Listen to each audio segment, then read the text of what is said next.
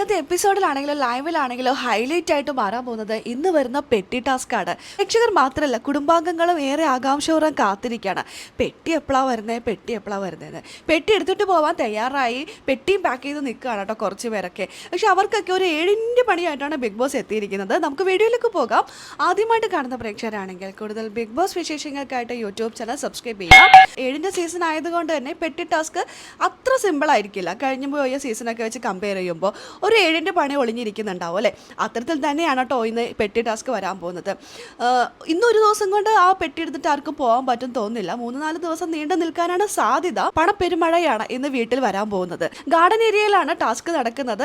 കുടുംബാംഗങ്ങൾ ബിഗ് ബോസിന്റെ ബസർ കേൾക്കുമ്പോഴോ അല്ലെങ്കിൽ ബിഗ് ബോസിന്റെ അറിയിപ്പ് വരുമ്പോഴോ കുടുംബാംഗങ്ങൾ എല്ലാവരും കൂടി ഗാർഡൻ ഏരിയയിലേക്ക് ഓടിപ്പോകുമ്പോൾ അവിടെ ഇതാ പണത്തിന്റെ പെരുമഴ എന്നൊക്കെ പറയില്ല, അതേപോലെ ബോംബുകളൊക്കെ അവിടെ ഇവിടെയൊക്കെ പൊട്ടുന്നുണ്ട്. ബോംബല്ല, ഇടിവെട്ടാണ് ബിഗ് ബോസ് ഉദ്ദേശിച്ചിട്ടുണ്ടാവാം. ഇടിവെട്ടും മിന്നലും എല്ലാം ഉണ്ട്.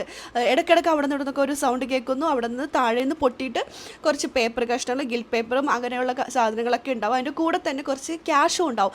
അതൊക്കെ വേർതിരിച്ചെടുത്ത് ക്യാഷ് മാത്രം കളക്ട് ചെയ്യുക. ഏറ്റവും കൂടുതൽ ക്യാഷ് കളക്ട് ചെയ്യുന്ന അവർക്ക് പിന്നീട് ഇങ്ങനെ ഓരോ റൗണ്ടുകൾ ഉണ്ടാവുമായിരിക്കാം. അങ്ങനെ റൗണ്ടുകൾ മാറി മാറി മാറി ഏറ്റവും കൂടുതൽ പൈസ കിട്ടിയിട്ടുള്ളത് ആർക്കാണോ അവർക്കായിരിക്കും പട്ടി എടുത്തിട്ട് പോകണോ വേണ്ടയോ എന്ന് തീരുമാനിക്കാനുള്ള റൈറ്റ്സ് കാര്യങ്ങളൊക്കെ ഉണ്ടാവുക. അങ്ങനെ ആയിരിക്കാം, നമുക്കറിയില്ല. നമുക്ക് നോക്കാം അങ്ങനെയാണോ എന്നുള്ളത്. ഇതിൽ ബിഗ് ബോസും ലാലേട്ടനും എടുത്ത് പറഞ്ഞൊരു കാര്യമുണ്ട്.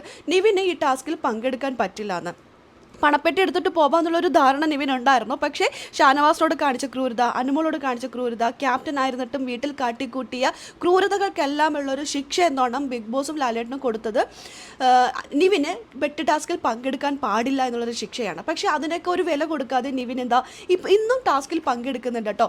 പൈസ എടുക്കാൻ പാടില്ല എന്ന് ഇന്നും ബിഗ് ബോസ് എടുത്ത് പറയുന്നുണ്ട്. എന്നിട്ടും അതൊന്നും കേൾക്കാതെ മറ്റുള്ളവരൊക്കെ പൈസ എടുക്കുമ്പോൾ നിവിൻ അവിടെയും മോഷണം നടത്തുന്നു.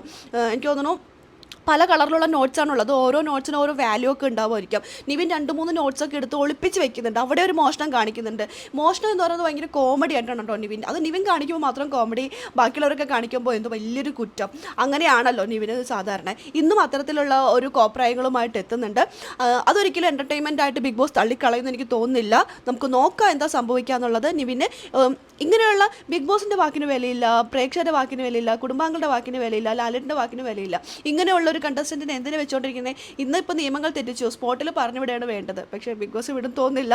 നമുക്ക് നോക്കാം എന്താ സംഭവിക്കാമെന്ന്. എല്ലാം കാത്തിരുന്ന് തന്നെ കാണാം കേട്ടോ. പണപ്പെരുമഴയ്ക്കായിട്ട് നമുക്കും കാത്തിരിക്കാം എങ്ങനെയൊക്കെയാണ് ടാസ്ക് വരാൻ പോകുന്നത് എന്നുള്ളത്. എല്ലാം കാത്തിരുന്ന് തന്നെ കാണാം. അപ്പോൾ ലൈവ് അപ്ഡേഷൻ നമ്മുടെ ഈ ചാനലിലുണ്ടാകും. ആദ്യമായിട്ട് കാണുന്ന പ്രേക്ഷകരാണെങ്കിൽ കൂടുതൽ ബിഗ് ബോസ് വിശേഷങ്ങൾക്കായിട്ട് യൂട്യൂബ് ചാനൽ സബ്സ്ക്രൈബ് ചെയ്യുക.